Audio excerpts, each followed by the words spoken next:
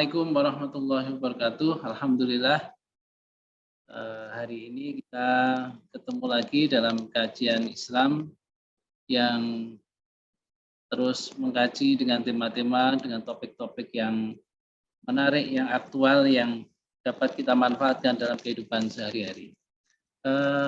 Hari ini ada satu topik yang kita bahas, yaitu seputar ekonomi, yaitu sirkah. Kita tahu demand sirkah semakin tinggi, ya, kebutuhan untuk melakukan sirkah semakin tinggi, dan menarik sekali untuk kita bahas pada kesempatan hari ini. Dan hari ini kita sudah mengundang Ustadz Jumadi Abu Faros, ya. Ustadz Jumadi Abu Faros. Kita undang beliau, ya, sudah hadir bersama kita.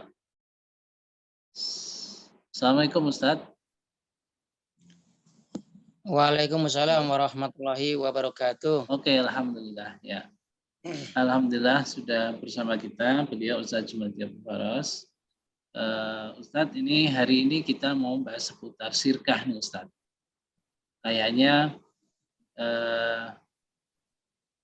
aktivitas perekonomian di tengah-tengah umat ini yang hari ini cukup menarik, yaitu sirkah mulai banyak dilakukan, dan sepertinya ini juga merupakan dampak dari banyaknya kaum muslimin ini Ustadz yang mulai berhijrah dari pendanaan konvensional dengan bunga bank, dengan riba, kemudian mereka mulai migrasi, ini berubah dari pendanaan model lama konvensional ke pendanaan model baru. Bagaimana nih komentar Ustadz terkait dengan fenomena ini Ustadz? Ya, sebelumnya Assalamualaikum warahmatullahi wabarakatuh. Pada pendengar, pemirsa yang dirahmati Allah Subhanahu wa taala. Benar bahwa pada akhir-akhir ini, ya, beberapa tahun terakhir ini fenomena tentang hijrah itu sudah mulai menggejala, ya. Banyak orang-orang yang memahami Islam, kemudian akhirnya hijrah, dan ketika hijrah ada sentuhan yang kemudian dia rasakan, dalam hal ini adalah bisnisnya atau usahanya atau ya kegiatan hari-harinya yang kok ternyata mendapati ada sesuatu yang dilarang begitu, yaitu apa? Riba. Nah, sehingga kemudian ini terpetik rasa yang menakutkan dalam dirinya, sehingga akhirnya mencari alternatif apa yang kemudian bisa menjadikannya aktivitasnya tetap berjalan, kegiatan ekonominya tetap berjalan, sementara dosa yang menakutkan tadi dari riba itu terhindarkan begitu. Nah, dia kemudian mencari-cari saluran-saluran apa yang kira-kira menuju kepada ya tetap sesuai dengan syariah, tetapi bisa membuat yang selama ini, ya, kalau ia punya bisnis ya tetap jalan, yang kemudian dia berekonomi atau bertransaksi juga dia tetap bisa. Akhirnya ya menemukan tadi pola kerjasama, akhirnya begitu. Pola-pola yang tadi disampaikan adalah misalkan sirkah atau yang lain-lain itu yang kaitannya dengan kerjasama, ia coba jalani begitu. Dan fenomena ini juga saya rasakan mulai menggejala, nggak hanya yang hijrah saja, tapi orang-orang kaya yang punya uang tetapi bingung gitu loh. Orang kaya itu banyak, tapi bingung mengelola uangnya ini begitu.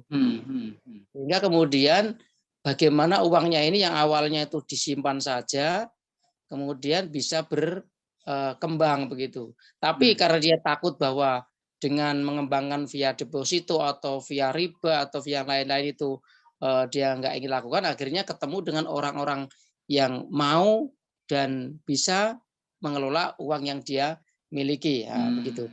Ini juga menjadi apa ya, titik yang cukup baik ke depan. Karena apa? Pertama, ada kesadaran bahwa riba itu menakutkan, ya, dosanya besar di satu sisi. Yang kedua, ketemu dengan orang-orang yang memiliki pemahaman tentang ekonomi yang sebenarnya bisa juga menjadi solusi kalau nggak mau riba, gitu loh. Sehingga sebenarnya ini Ustadz ya, ini menariknya yang kedua tadi yang disampaikan Ustadz, apa namanya, di satu sisi orang yang berhijrah meninggalkan riba, kemudian mempunyai keinginan untuk apa namanya, tetap berusaha, karena juga kalau hijrah itu kadang-kadang juga nggak punya apa namanya pekerjaan juga, nggak iya, punya betul. aktivitas untuk mengembangkan ekonominya. Kemudian di sisi lain tadi ada orang-orang yang juga berhijrah tapi dari sisi investor, ya, jadi apa namanya, pemilik dana atau orang yang mempunyai dana yang besar, sehingga disinilah muncul simbiosis mutualisme yang bagus sekali, sehingga di satu sisi ada orang yang membutuhkan pendanaan, di sisi yang lain ada orang yang kebingungan juga mau investasi di mana nih. Nah, sehingga sirkah itu menjadi fenomena yang semakin banyak berkembang di masyarakat ini di tengah Tahuman nih Ustaz. Demikian ya Ustaz ya. Iya, artinya di satu sisi ada orang yang hijrah lantaran kesadaran akan apa ya, aktivitas hariannya yang tidak syar'i, ya, misalnya hijrah dari apa namanya, pegawai perbankan atau hijrah dari pekerjaan-pekerjaan yang memang secara syariat tidak dibenarkan, gitu kan, sehingga posisinya dia sedang nggak punya pekerjaan, on job, ya, apa, jobless kan, gitu kan. Iya. Satu sisi orang ini punya uang banyak, gitu kan, uang banyak selama ini diinvestasikan kepada tempat-tempat yang juga tidak sesuai. Nah, sehingga dua-duanya ini kemudian sebenarnya bisa ketemu kalau seandainya itu mendapati sebuah komunitas yang ternyata saya itu butuh dana yang bisa saya kelola, begitu. Sedangkan yang satu lagi, saya itu butuh orang yang selama ini itu bisa mengelola uang saya, gitu kan, sehingga di sanalah sebenarnya akan ketemu muaranya. Nah, kalau seperti ini itu bisa dijalankan dengan baik, dijalankan dengan benar, maka akan menuju kepada perekonomian yang sebenarnya perekonomian real, ya, perekonomian yang real, ya. Karena apa? Tidak semata-mata orang itu menginvestasikan di tempat-tempat yang selama ini itu investasi akhirnya bodong, ya.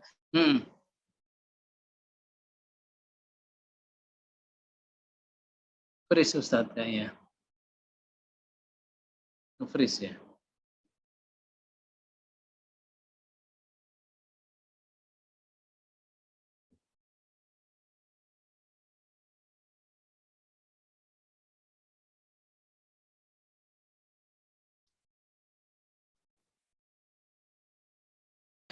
Hanya masalahnya kadang freeze Ustaz.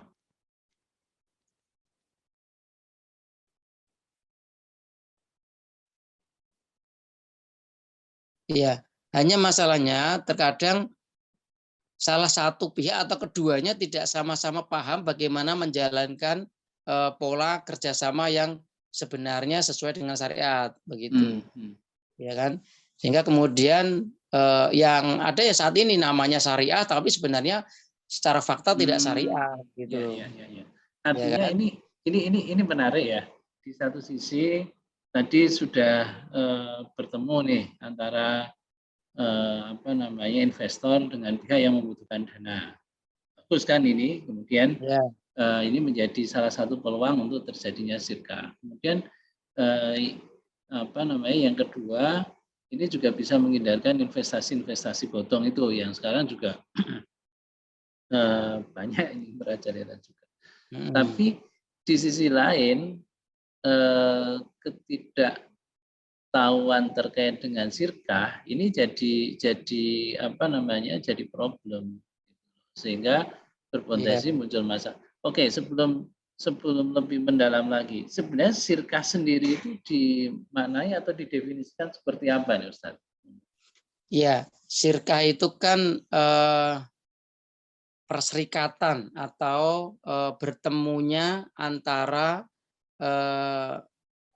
badan atau badan dengan harta, ya, yang kemudian menghasilkan sesuatu keuntungan dengan prinsip saling menyepakati atas keridoan antara yang satu dengan yang lain, dengan perbandingan tertentu, yang intinya adalah nanti akan mendapatkan hasil yang disepakati begitu.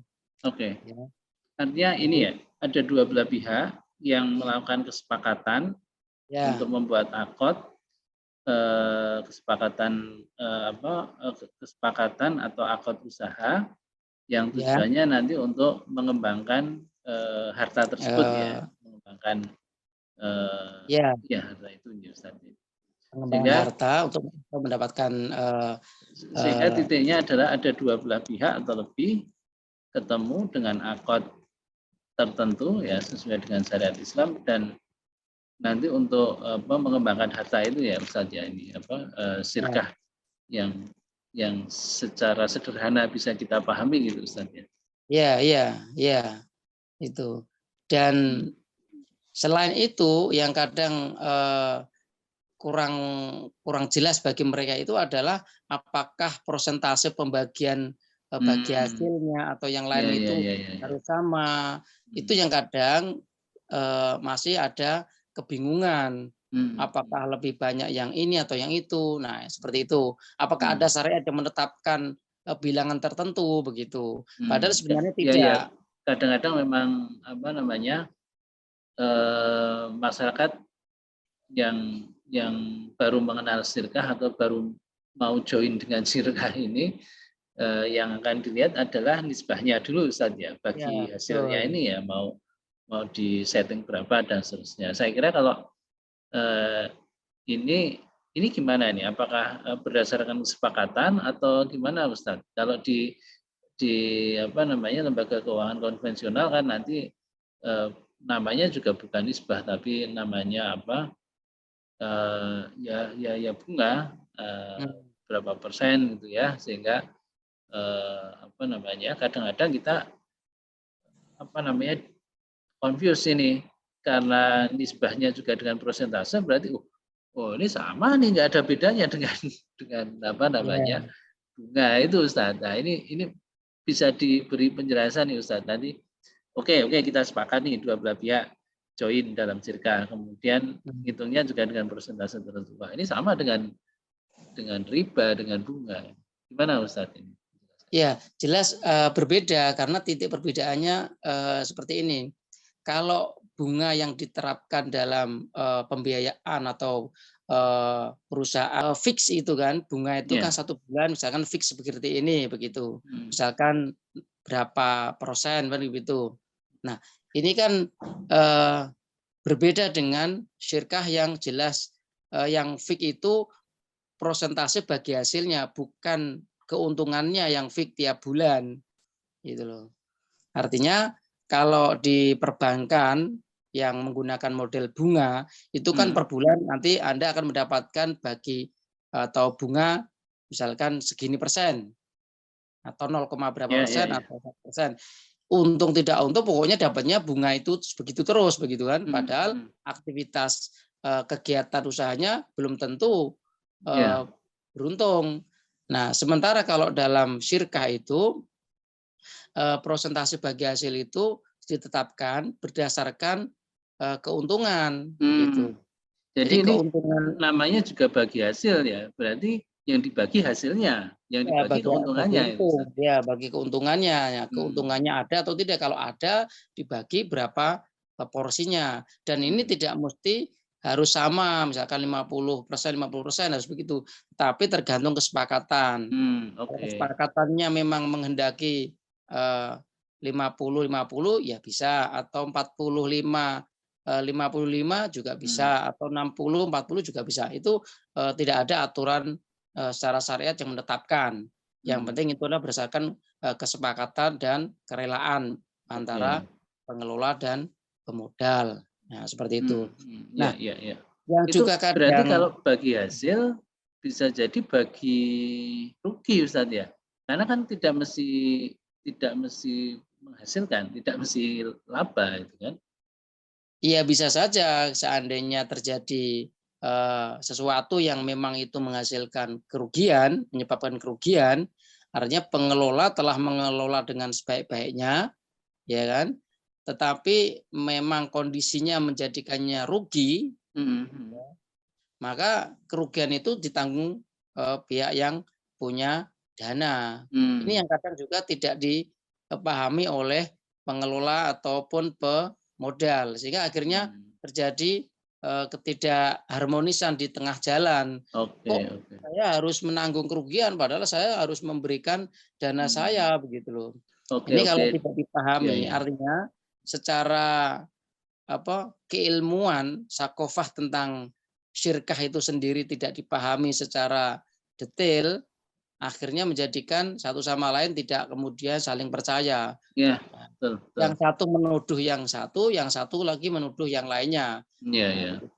Jadi yang nanti malah investor bisa menuduh pengelola itu sebagai tidak amanah, karena tidak amanah dan ya mungkin juga bisa jadi karena memang baru sekali memanage bisnis itu mungkin juga ada potensi rugi juga. Nah, kemudian kerugian ini juga secara syar'i kan tadi juga bisa ditanggung oleh investornya juga. Sementara investor yang kadang nggak ngerti mekanisme bisnis secara syar'i itu tahunya benchmarknya ke sektor konvensional, di konvensional nggak pernah rugi dia, selalu dapat bunga gitu. Nah ini muncul distrust, sementara yang pengelolanya loh namanya syirkah kan juga ada potensi rugi juga itu kan, sehingga kalau rugi ya ditanggung sesuai dengan kesepakatan. Nah ini jadi problem. Iya betul. Jadi syirkah itu sebenarnya sederhana ya, hanya saja di kalangan orang-orang yang ingin melakukan syirkah itu kayaknya rumit begitu loh. Padahal sebenarnya sederhana. Intinya ya kan, kalau yang dipahami masyarakat saat ini itu kan syirkah itu kan bertemunya pemodal dan pengelola kan begitu. Iya. Dan saya karena modal maka saya nanti dapat untung. Iya. Nah, seperti itu. Padahal tidak semata-mata begitu. Itu iya, tetapi paling tidak dia harus sedikit memahami bahwa ada juga faktor yang menjadikannya rugi yang tidak disebabkan oleh pengelola.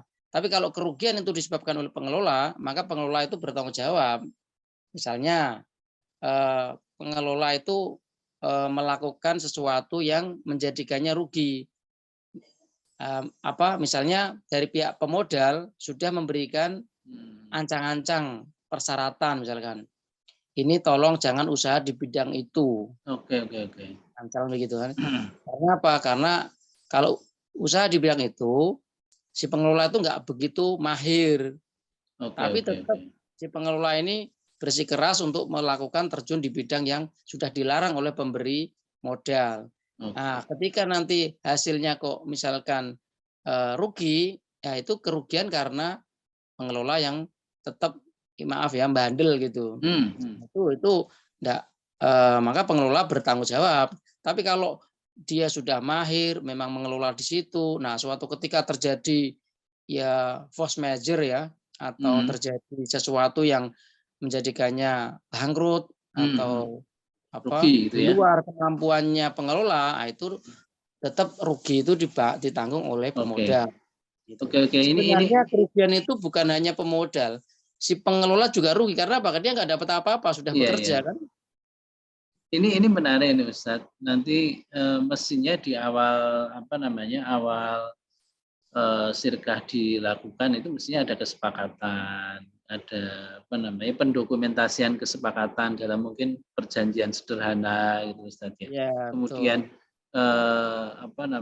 di situ tentunya basisnya adalah pengetahuan sakofah terkait dengan sirkah ini, sehingga mutlak sebelum terjadi akad, sebelum akad dituangkan dalam perjanjian tertulis, seharusnya ada edukasi terkait dengan sirkah secara utuh gitu Ustaz ya, Iya. termasuk sah, batal dan tapi ini Ustaz mohon maaf ini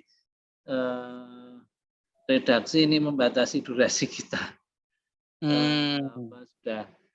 Sudah habis ini durasi kita. Mungkin bisa kita lanjutkan di pertemuan berikutnya Ustaz. Mudah-mudahan nanti kita bisa melanjutkan pembahasan. Ini kayaknya bakalan berseri nih pembahasan sirkah ini Ustaz. Mohon berkenan Ustaz untuk meluangkan waktu untuk terus mendiskusikan terkait dengan sirkah ini. Barangkali untuk kesempatan kali ini kita cukupkan sekian dulu Ustaz, karena memang waktunya terbatas. Mudah-mudahan kesempatan berikutnya kita bisa lanjutkan bagaimana nanti poin-poin yang perlu dituangkan dalam akad sirkah, dan kemudian nanti termasuk jenis-jenis sirkahnya juga.